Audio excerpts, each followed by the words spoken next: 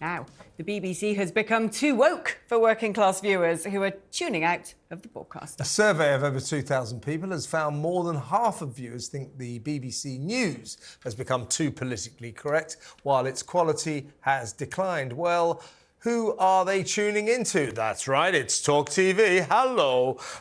We won't name the other channel mentioned.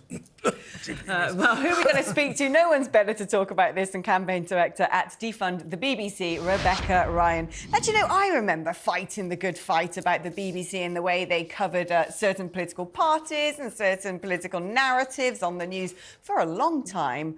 I think it was Lord Pearson in the House of Lords had a BBC monitoring thing. This is going back to sort of like 2009. But it's true, isn't it? Essentially, people, whether it's tuning into the news and feeling like you're being campaigned to, or whether it's watching whatever it may be, Strictly Woke Come dramas, Dancing, yeah. and find that all of a sudden you've got, you know, instead of just a man and woman dancing together, all these other sort of variations on a theme, or whether it's watching your favourite drama to find, you know, Doctor Who's now a woman or XY. It's just ridiculous. It is ridiculous. And I'm afraid this poll doesn't really tell us anything that new, but it's always good to see the data sort of borne out from what we hear every day from our supporters. The fact is that the BBC is it's just preaching to people. And it's interesting to see the comeback here from the BBC as well. We reach more people in the lower socioeconomic sector than anybody else, but that's because they're trapped. That these people are sitting ducks and they're just being preached to by a BBC they're forced to pay for when they don't want to pay for it. We see time and time again with polls that 2/3 of the country want to get rid of the licence fee. They want this to be a voluntary thing that people pay for if they want it. You know, if the middle class people want to pay for the BBC because it agrees with everything they talk about in their dinner parties, then let them pay for it. But the working class people are sick to death of being preached to. And yeah, this bears out. And the frustrating thing is that we've had a Conservative government with an 80-seat majority who've done absolutely nothing about it. And that's where people are getting really frustrated now. We're saying, look, we voted you guys in to do something about this. And you know, you haven't delivered, and that's what's frustrating. So, but something has to change, and the sooner people realise that actually you don't have to pay for the BBC, if you switch your sort of mindset and rather than waiting for things to be broadcast to you, and you actually just watch on demand and catch up content, as long as it's not iPlayer, you don't actually have to pay for a TV licence. And more people are clocking onto this, which is why the BBC is in serious financial trouble. Yeah, but they still get £3.5 billion pounds a year from us, the licence fee payers, which is just an enormous amount of money. I knew one BBC One controller who was just going into the job, I won't name names, who asked their predecessor,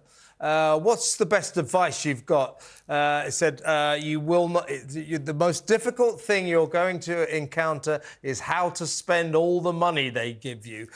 So let's never buy into the BBC saying, oh, we haven't got enough money. They've got more money than Croesus. But what the news now? I've been watching the BBC News, much to Miss Phillips' displeasure all this week. It's more my astonishment, because I always tune into the Today programme in the mornings and you tell me off about it. What's good for the goose is good for the gander. Well, I do, for the purpose of research, the first 20 minutes, virtually every night of the 6 p.m. news is the plight of the Palestinians in Gaza, with a quick quote from the Israelis at the end saying, you know, we're carrying on with our campaign. So to say it's pro-Palestine is the understatement of the century. Plus, you have all these dramas. I remember a few years ago tuning into EastEnders, and you know, the Queen Vic, the pub, all the Cockneys, all the locals from Albert Square are all in there having a great. It was EU night in the Queen Vic. Oh, you know, they are imposing their North London